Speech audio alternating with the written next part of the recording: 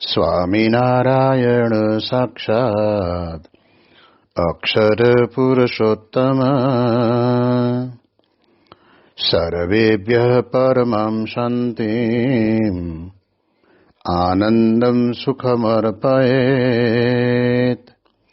શ્રી સ્વામિનારાયણ ભગવાનની જય. શ્રી અક્ષર પુરુષોત્તમ મહારાજની જય. શ્રી ગુણાતીતાનંદ સ્વામી મહારાજની જય.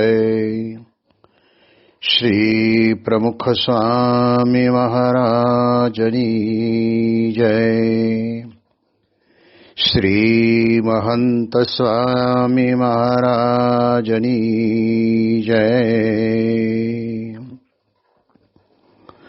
પ્રગટ બ્રહ્મ સ્વરૂપ ગુરુ હરિ પરમ પૂજ્ય મહંત સ્વામી મહારાજની આજ્ઞા અને આશીર્વાદથી આપણે બધાએ નિત્ય પ્રાતઃ કથાનો લાભ લઈ રહ્યા છીએ. આજે આપણા માટે ફેબ્રુઆરી મહિનાની 28મી તારીખ અને બુધવારનો પવિત્ર દિવસ છે અને 1170મી સભા થાય છે. અને કહત હૈ સહજાનંદ એ વિષય ઉપર 821મો દિવસ થાય છે. ભગવાન સ્વામિનારાયણને સદગુરુ મુક્તાનંદ સ્વામીએ જે પ્રશ્ન પૂછ્યો એ વચનામૃત ગઢડા પ્રથમ પ્રકરણના 55ની અંદર કહે છે કે અશુભ એવા જે દેશ કાળ ક્રિયાને સંગને યોગે કરીને વર્તમાનનો ભજન સ્મરણનો અને વર્તમાનનો દ્રઢાવ રહેતો નથી, એના ઉપર આપણે ઘણી બધી ચર્ચા કરી. હવે આપણે થોડાક આગળ જઈએ તો મહારાજ આગળ એમ વાત કરે છે કે તે દ્રઢાવ પણ 3 પ્રકારનો છે. એમાં ઉત્તમ, મધ્યમ અને કનિષ્ઠ. તેમાં જો ઉત્તમ દ્રઢતા હોય અને દેશકાળ ક્રિયાને સંગ એ જો અતિ ભૂંડા થાય તો તે ઉત્તમ દ્રઢતાને પણ ટાળી નાખે. એટલે અહીંયા આગળ મહારાજ આપણને એક વાત એવી સમજાવે છે કે સત્સંગ થયા પછી આપણામાં જે વર્તમાન અને આ પ્રમાણે કહેવાય છે કે ભજન સ્મરણની દ્રઢતા હોય તો ખરી, પણ એમાં 3 પ્રકાર બતાવ્યા. કેટલાક ભક્તોના જીવનની અંદર ઉત્તમ દ્રઢતા હોય, કેટલાક ભક્તોના જીવનની અંદર મધ્યમ હોય અને કેટલાકને તો કનિષ્ઠ હોય. તો હવે મહારાજ અહીંયા વાત કરતા કહે છે કે જે ઉત્તમ દ્રઢતા હોય અને દેશકાળ ક્રિયા અને સંગ જે અતિ ભૂંડા થાય, 4 ભેગા થઈને 4 અતિ ભૂંડા થાય તો ઉત્તમ દ્રઢતાને પણ ટાળી નાખે. એટલે આપણે યાદ રાખવા જેવી બાબત મહારાજ આપણને સમજાવે છે કે જ્યારે આપણા માટે જો ધર્મ, નિયમ અને વર્તમાન બરાબર જે દેશની અંદર રહેતા હોઈએ અને ત્યાં ન પળાતા હોય તો મહારાજ પોતે આપણને આજ્ઞા પણ કરે છે કે તે દેશ કહેતા કે તે સ્થાનનો ત્યાગ કરીને જે જગ્યા ઉપર આપણા ધર્મ, નિયમ અને વર્તમાન કહેતા ભજન સ્મરણનું આપણને લાભ મળતો હોય અને પાળી શકતા હોય ત્યાં જવું. તો બીજી વાત કરે છે કે કાળ પણ, આપણે સમય જેને કહીએ છીએ, કાળ એટલે સમય. એ સમય આપણને મળ્યો છે તે વખતના સમયની અંદર પણ જો આપણાથી વર્તમાનનો દ્રઢાવ ન રહે કે ન પછી ભજન સ્મરણનો દ્રઢાવ રહે તો એ સમય પસાર કરી દેવો પડે અને અતિશય સત્પુરુષના સમાગમની અંદર જવાથી પોતાના મનની અંદર એ વિચારોના વમળમાંથી પોતે મુક્ત થઈ જાય. ક્રિયા અને સંગ પણ મહારાજ આપણને કહે છે કે અતિ પવિત્ર જોઈએ. જ્યારે અપવિત્ર કહેતા કે અતિ ભૂંડા દેશકાળની અંદર આપણને ક્રિયાને સંગ પણ જો ભૂંડા મળે છે તો ઉત્તમ દ્રઢતા આપણામાં હોય ને તો પણ ટાળી નાખે. એટલે સંતો આપણને વાત કરે છે જે ગુણાતીતાનંદ સ્વામીએ પોતે કહ્યું ને કે આપણે કોઈ પણ જગ્યાએ એક દિવાલ બનાવવી હોય ને તો એ સવારની ચણવાની ચાલુ કરી હોય તો સાંજ પડે ત્યારે માંડ 5 ફૂટ જેટલી દિવાલ ચણી શકીએ. પરંતુ જ્યારે એને પાડવી હોય ત્યારે બહુ લાંબો સમય જતો નથી. નીચે જોરદાર એક સરસ મજાનો પથ્થરનો લાગ મૂકે અને કોશ અને હાંગડી વડે કરીને સેજ હલાવે એટલે આખી દિવાલ નીચે પડી જાય. એમ સ્વામી કહે છે કે સત્સંગની અંદર પણ આપણે જ્યારે આવ્યા છીએ ત્યારે ભજન સ્મરણ અને આ વર્તમાનના દ્રઢાવની અંદર પણ આવી જ બાબત આવે છે કે ક્યારેક આપણને ભલે મહારાજ અહીંયા આપણને ઉત્તમ દ્રઢતાવાળાની વાત કરે છે અને હોય વાસ્તવિક છે કે એને પણ એના જીવનની અંદર આ પ્રમાણે કહેવાય છે કે એના સંગે કરીને લેવાઈ જતા વાર લાગતી નથી.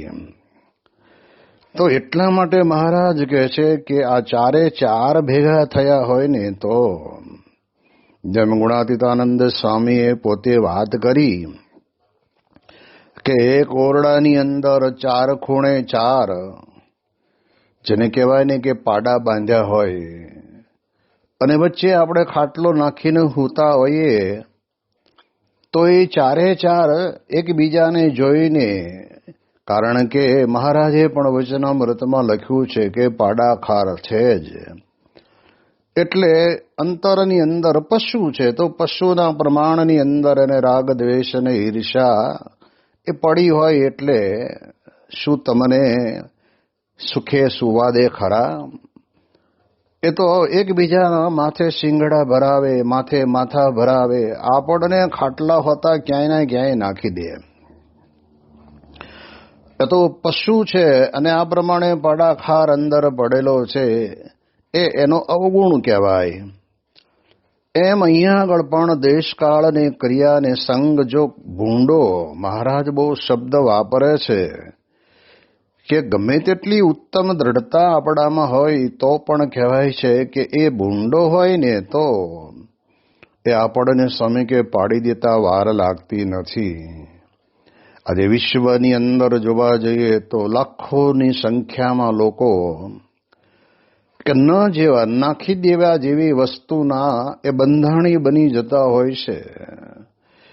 એની અંદર મૂળ કારણ કયું આવે છે કે 25 જણા ભેગા વચ્ચે એક જણો નિર્વ્યસની કોઈ રહેતો હોય તો ઓલા 25 જણા ભેગા થાય અને બળજબરી પૂર્વક તું ગમે તે કર પણ આજ એક વખત તું સિગારેટ પી લે, એક વખત આ મારો 135 તો મસાલો ખાઈ લે, અને જો નહીં ખાઈને તો તને આમને 25 જણાને પેંડા અને ચેવડાનો નાસ્તો કરાવવો પડશે, આવી દાટી આપે. એમ કરીને પણ એક વખત પછી જો તને ન ભાવે ન ફાવે તો તું ન લેતો. અરે આ તો બધું ઢળતો ઢાળ છે, એની અંદર તો ગમે તેવો હોય તો પણ સ્વામી કહે છે કે જીવનની અંદર એ લેવાઈ ગયા પછી એમાંથી પાછું વળવું બહુ અઘરું છે. એમ સ્વામી કહે છે કે આ ચારે ચાર જો ભૂંડા આપણને ભેગા થયા હોય તો આપણી ઉત્તમ દ્રઢતાને પણ વર્તમાનની બાબત હોય કે પછી ભજન સ્મરણની બાબત હોય એમાંથી છોડાવી જ દે. ભજન સ્મરણ કરવું સ્વામી કહે છે કે જીવને ગમતું જ નથી. તમે જોવા જાઓ તો આજે મોટા મોટા ગામડાઓની અંદર કે પછી શહેરોની અંદર નવરા બેસીને અલક મલકની વાતો કરવી એમાં લોકોને વધારે રસ હોય છે. પરંતુ આવા પરમેકાંતિક સત્પુરુષની સમક્ષ બેસીને એમના દર્શન, એમની કથા વાર્તા, એમના અમૃત વચનોને સાંભળવાને એમાં માણસને એમ થાય કે ઓહો, આ તો સભા થોડીક લાંબી આલી. એટલે ભાઈ આખી જિંદગી જતી રહે વાતો કરવામાં અને ન સાંભળવા જેવું સાંભળવામાં. ત્યારે કોઈ દિવસ એમ નથી થયું કે આપણેથી આ ખોટું સંભળાઈ જાય છે. એટલે આ પ્રકારનો એક જેને કહેવાય ને પ્રવાહ ચાલે છે દુનિયાની અંદર. અને એમાંય તો અત્યારે તો આપણે જાણીએ છીએ કે ઇલેક્ટ્રોનિક સાધનો આવી ગયા દુનિયાભર મુઠ્ઠીની અંદર.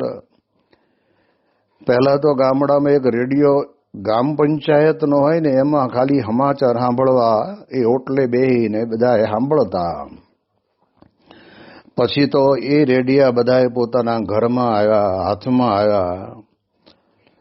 ટીવી આવ્યા, ટીવીની અંદર પછી સ્લિમ ટીવી આવ્યા અને અત્યારે તો મોબાઈલની અંદર દુનિયાભરની ચેનલો આપણને આપી જ દીધી છે. પણ આપણે વિચાર કરવો પડે. મહંત સ્વામી મહારાજ પોતે વાત કરે છે કે સત્સંગ કરીએ છીએ, કાર્યકર તરીકે છીએ કે સત્સંગી તરીકે છીએ, તો મોબાઈલનો ઉપયોગ તો કરવો જ પડશે, કારણ કે હવે જમાનો એનો થઈ ગયો છે. પણ એ વાપરતા વાપરતા જો આપણને વિવેક અને વિચાર ન હોય તો આપણું સંપૂર્ણ તંત્ર બદલાઈ જતા વાર લાગતી નથી. અને એને મનમાં એમ થાય કે આ દુનિયાની અંદર કેટલું બધું પડ્યું છે, આ બધું તો આપણે જોયું જ નથી ને આપણે માણ્યું પણ નથી. આવો વિચાર એમાંથી જાગે અને એના સંગે કરીને એટલે મર્યાદામાં રહીને એટલે શું કે ફોનની અંદર આપણે જેની સાથે સમાચારની આપ-લે કરવી હોય એ સમાચાર આપણે કરીએ. પછી આપણા સાંપ્રદાયિક સંતોના પ્રવચનો હોય, કાર્યકર્તાના પ્રવચનો હોય, શિબિરોના પ્રવચનો હોય, એ બધું આપણે કદાચ એની અંદર રેકોર્ડ કરેલું હોય તો એ સાંભળીએ. એનાથી આગળ ઘર પરિવારની સાથે કંઈક 5-10 મિનિટ વાત કરવી હોય તો કરી પણ શકાય. પરંતુ કહેવાય છે કે દુનિયાની અંદર અત્યારે વેશ, કેશ અને વસ્ત્ર પ્રમાણે માણસ કે પછી પુરુષ કે મહિલાઓ પોતાના જીવનને લોકોને આંજી દેવા માટે એવા બદલાઈ ગયા છે. અને એને પછી જ્યારે આપણે એ મોબાઈલની અંદર ટીવી જેને કહેવાય કે સામે વોટ્સઅપની અંદર જોતા જઈએ, હા હા ની હિસ્કારી કરતા જઈએ, તો એનો એ જ મોબાઈલ સત્સંગ માટે આપણે લીધો તો પણ આપણું જીવન બગાડી નાખે છે.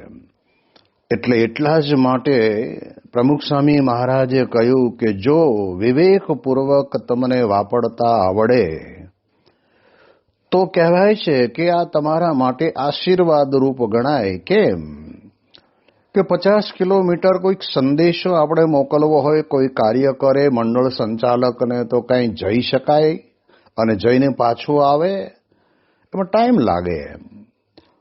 પણ એટલું જ કહેવાનું હોય કે આજે તમારી સભાની અંદર આ વિસ્તારમાં, તમારા વિસ્તારમાં આ મંદિરેથી સંતો આવ્યા છે તો કથા કરવા માટે આવશે.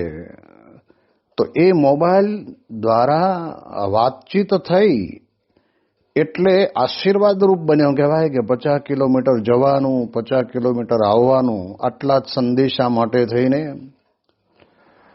પણ આપણે જાણીએ કે જો એમાં વિવેક ચૂકાઈ ગયો તો પછી અભિશાપ છે. યાદ રાખવાનું, આપણી બુદ્ધિને શાપિત કરી નાખે છે. એ વાત એકદમ સત્ય સનાતન છે. પણ સ્વામી કહે છે કે આ બધો જ વિચાર આપણને આવે શેના કારણે કરીને, તો આવા પરમ એકાંતિક સંતના વચનોને જો આપણે આપણા જીવનની અંદર ધારીએ, વિચારીએ અને એનું મનન અને ચિંતન કરીએ કે મોટા પુરુષ કહે છે એ ખોટું નથી કહેતા. જેમ આપણે જાણીએ કે માણસ બીમાર પડ્યો છે ત્યારે એના માટે એને ચરી પાડવા માટેનું વૈદ કહે જ કે ભાઈ તમારે આટલું આટલું હમણાં ટાઇફોઇડ થયો છે એટલે તળેલું પણ નહીં ખાવાનું, ઘી પણ રોટલી ઉપર ચોપડીને નહીં ખાવાની, પાણી પણ તમારે ઉકાળેલું પીવું પડશે, આટલા આટલા દવાના ડોઝ તમારે લેવા પડશે. એ આપણને કે એ પ્રમાણે કરવું પડે. તો કહે છે કે બીમારીની અંદરથી માણસ પોતે પોતાના જીવનની અંદર સાજો થાય. એમ સત્સંગની અંદર પણ જ્યારે આપણે આવ્યા છીએ ત્યારે આપણા જીવનમાં પણ આપણે આ પ્રમાણે ચરિતો પાળવી જ પડે. અત્યારે જમાના પ્રમાણે ઇલેક્ટ્રોનિક સાધનોની અંદર આપણા ઘરની અંદર આપણે ટીવી રાખ્યું હોય અને હોય જ સ્વાભાવિક છે, આજનો જમાનો એવો હશે. તો ટીવીની અંદર આપણે જાણીએ એ પ્રમાણે આપણે એમાંથી એનો ઉપયોગ કેવો કરવાનો. તો મોટા સ્ક્રીન ઉપર આપણને આપણા સંપ્રદાયના સમયા ઉત્સવ, જેમ કે હમણાં જ અબુધાબીની અંદર મૂર્તિઓની પ્રાણ પ્રતિષ્ઠા થઈ સવારે, અને સાંજના સમયની અંદર 3.5 કલાક સુધી જે સભા કાર્યક્રમ ચાલ્યો, જેને લોકાર્પણ કાર્યક્રમ ચાલ્યો, એને આપણે નિહાળીએ તો એ આપણા માટે આશીર્વાદરૂપ છે.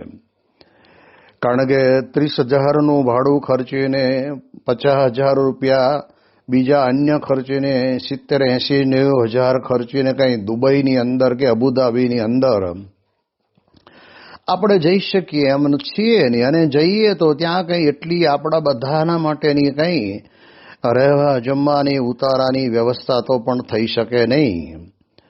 પણ અહીંયા બેઠા બેઠા બીજા બધા જ વિચારોને પડતા મૂકીને આખા સમારંભનો આપણે લાભ લઈએ. કંઈ જ નહીં, ઘરની અંદર સરસ મજાનું ઠંડુ વાતાવરણ હોય, પરિવાર બધો સાથે બેઠો હોય, આવો જોડે બેસવાનો સમય તો કામ ધંધો નોકરી કરનારને તો ક્યારેક જ મળતો હોય. તો એ ટીવીની અંદર આપણે જોઈ શકીએ છીએ. એવી જ રીતે ઘણા બધા સંતોના પણ પ્રવચનો આવતા હોય છે કે જે ઓડિયો અથવા તો વિડીયો પ્રવચનો હોય છે. આપણી સંસ્થાની વેબસાઇટ સાથે તમે જાઓ તો સમય પ્રમાણેના કીર્તનો, પદો, થાળ, આરતી, અષ્ટક, ચેષ્ટા, આ બધું જ આપણને સ્વામી કહે છે કે અત્યારે ઇન્ટરનેટના માધ્યમથી આપણને પ્રાપ્ત થયું છે.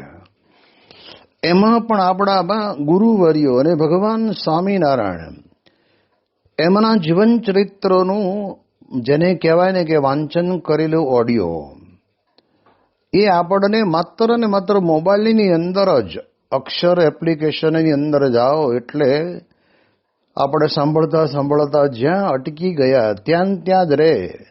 પછી ફરી વખત જ્યારે આપણને થોડો સમય મળે ત્યારે સાંભળવું હોય તો ત્યાં ઓકે કરો એટલે ત્યાંથી આગળ આપણને સાંભળવાનો લાભ મળે છે. તો ખરેખર આશીર્વાદ રૂપ. પણ આ બધું કરીએ તો ને, કારણ કે નેવાના પાણી મોભે ચડાવવા જેવું અઘરું છે ભગવાનનું ભજન કરવું, એમાં તો સ્મરણ કરવું એમાંય, અને વર્તમાનના દ્રઢવની અંદર આપણને અઘરું લાગે. પરંતુ અહીંયા આગળ આપણને મહારાજ કહેવા માંગે છે કે આ પ્રકારે અત્યારના જમાના પ્રમાણેના આ સાધનો આપણને આશીર્વાદ રૂપ બની જાય તો સત્સંગનો કેવો અદ્ભુત આનંદ આવે. આપણે જ્યારે આ પ્રકારના ઉત્સવો જ્યારે કોરોના કાળ દરમિયાનની અંદર થયા, એમાં મહંત સ્વામી મહારાજ તો પોતે નૈનપુરમાં બિરાજમાન હતા. છતાં પણ કહેવાય છે કે સ્વામીશ્રીની નિત્ય પૂજા, તદુપરાંત સ્વામીશ્રી જે ત્યાં આગળ સમયા ઉત્સવ કર્યા, રથયાત્રા કરી, અક્ષર પુરુષોત્તમ મહારાજના વધામણા કર્યા, સત્સંગ દીક્ષા ગ્રંથનું ઉદ્ઘાટન કર્યું, સત્સંગ દીક્ષા ગ્રંથનું કંઠસ્થ કરનારા નાના બાળકો, કિશોરોનો બહુ જ મોટી સંખ્યાની અંદર દેશ અને પ્રદેશની અંદર એમણે જે કર્યું એનું મૂર્ત જાને કહેવાય કે ત્યાં જ બેઠા બધાને લાભ મળ્યો. તો 1.5 વર્ષ સુધી એક જ જગ્યાએ રહ્યા પણ કોઈને એવું લાગ્યું નહીં. અને એમાં પણ પ્રમુખ સ્વામી મહારાજનો શતાબ્દી જન્મ કહેવાય કે જન્મોત્સવની સભા પણ કોરોના કાળની અંદર આ અત્યારના જમાના પ્રમાણે ઇલેક્ટ્રોનિક સાધનની સહાયતાના કારણે કરીને સારંગપુરમાં રહેલા સંતોએ છેક હિમાલયની અંદર બાપાનો જન્મોત્સવ ભવ્ય સ્ટેજ ને ત્યાં આગળ સરસ મજાના નાના મોટા દીવા જલતા હોય એવી એ પ્રકારના, અને એમાંય પાછા બધા જ સદગુરુ સંતો પણ બેઠા હોય, અને એ પાછા આપણને આ પ્રમાણે પ્રમુખ સ્વામી મહારાજના ગુણાનુવાદ ગાય એનો પણ આપણને લાભ મળે. એટલે એટલો ભવ્ય ઉત્સવ પણ સ્વામી કહે છે કે એ આપણા માટે આશીર્વાદ રૂપ છે. એટલે એ દ્રષ્ટિએ કરીને આપણા માટે આ બધા સાધનો સારા છે, પણ જો એક વ્યક્તિનો સંગ આપણને અવળો મળી જાય, અથવા તો જેને કહેવાય ને કે અહીંયા આપણને કે છે દેશ કહેતા સ્થાન એવું મળી જાય. તમે બસની અંદર બેઠા હો અને એક સીટ ઉપર 3 જણા હોય ને વચ્ચે એક ભાઈ બેઠો બેઠો પિક્ચર એ મોબાઈલની અંદર જોતો હોય તો આપણે જાણીએ છીએ કે આપણે આ જોવાનું હોય નહીં, કારણ કે સ્ત્રી પુરુષ મર્યાદા પોતપોતાના જીવનની અંદર મૂકીને લોકરંજન માટે થઈને આવું આ લોકોને બતાવતા હોય છે. પણ આંખ બંધ કરીએ પણ એ વાગે ને, એ બોલે ને, એમાં આ કાનને પણ અસર કરે છે. તો સ્વામી કે જો સમજુ વ્યક્તિ હોય ને તો વિચાર એવો કરે કે એ પ્રકારની જે જગ્યા છે એને ત્યાંથી છોડીને આગળના ભાગની અંદર કે પાછળના ભાગમાં કોઈ ભાઈ બેઠા હોય ને એને વિનંતી કરીએ કે તમે જરા અહીં બેસો ને, મને અહીં ફાવતું નથી, અને આપણે પછી આગળ જતા રહીએ, એટલે ઓલું જોવાનું બંધ થઈ જાય. એટલે કહેવાય કે સમય સ્થાન એને પણ આપણે ત્યાગ કરવો પડે, એમાંય આપણે જાણપણું રાખવું પડે. જો જાણપણું ન હોય ને તો સ્વામી કે 2 કલાક કે 3 કલાકની મુસાફરી આપણી હોય, પણ મુસાફરીની અંદર જ આપણે એમાં ને એમાં જ રચ્યા પચ્યા રહીએ. તો મહારાજ આપણને અહીંયા આગળ કહે છે કે ઉત્તમ પ્રકારનો જે ભગવાનનો ભક્ત છે એને પણ, ઉત્તમ દ્રઢતાવાળો જે છે એને પણ આ 4 ભેગા થાય તો એની દ્રઢતાને પણ ટાળી નાખે. એટલે એટલા માટે થઈને મહારાજ આપણને આ સત્સંગની અંદર આપણને એટલી અદ્ભુત વાત કરે છે. અને પછી મહારાજ આપણને કહે છે તો મધ્યમ અને કનિષ્ઠ દ્રઢતાની તો શી વાત કહેવી.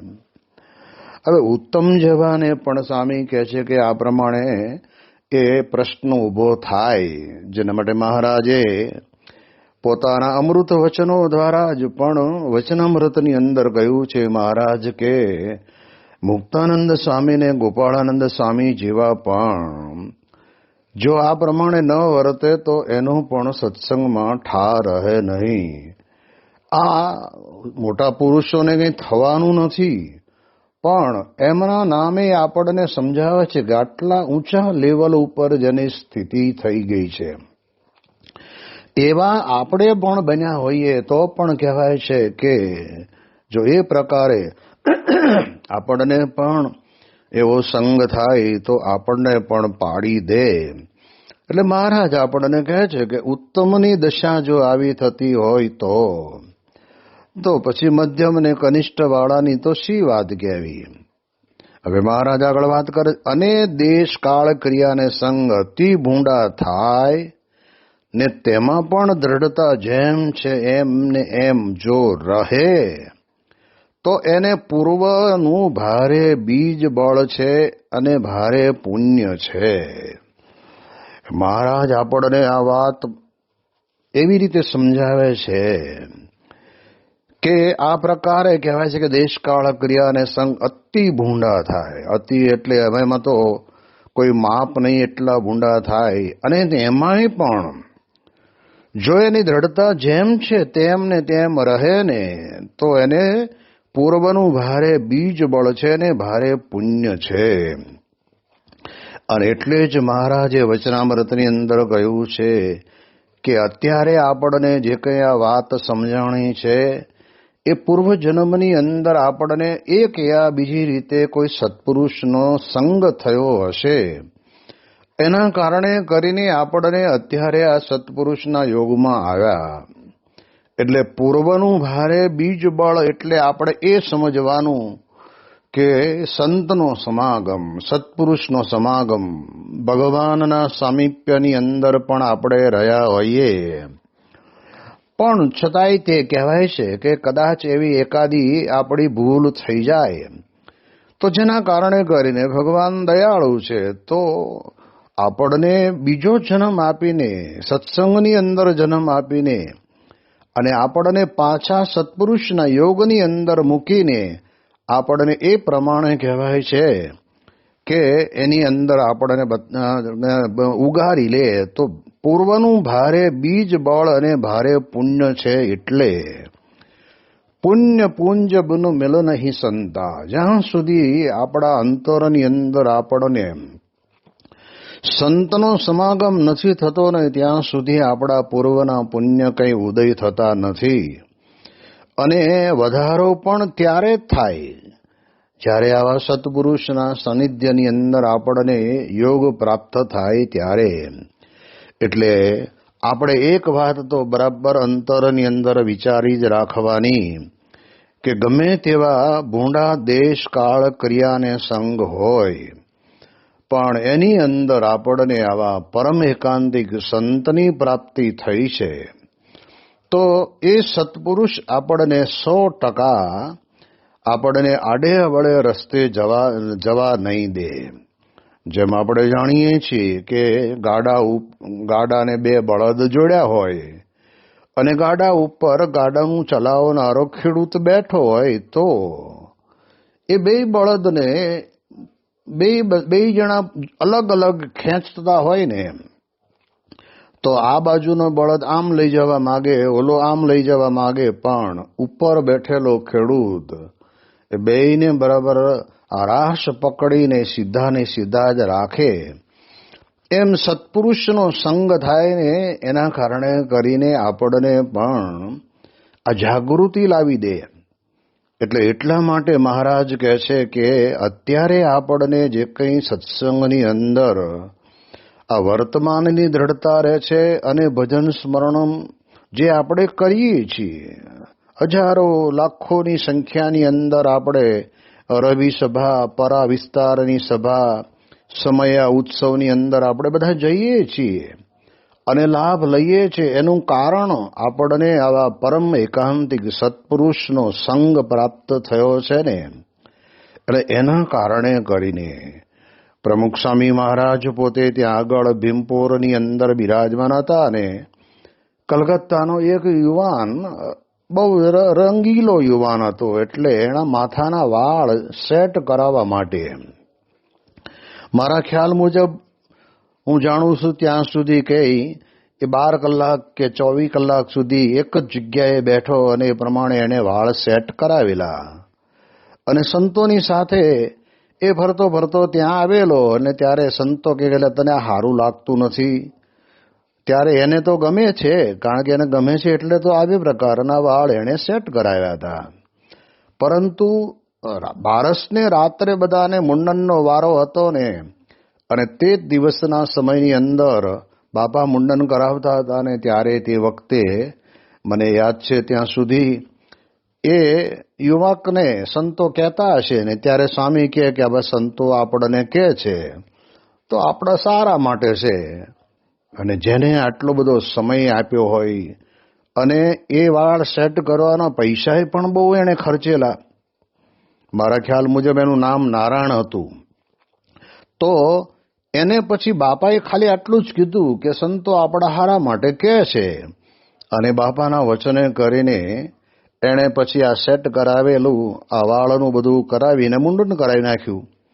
ત્યારે આપણને ખબર પડે કે જો આવા પરમ એકાંતિક સંતના યોગની અંદર આપણે આવીએ ત્યારે કંઈક આપણા વિચારો બદલાય છે અને આપણામાં સ્થિરતા અને ધીરતા આવે છે.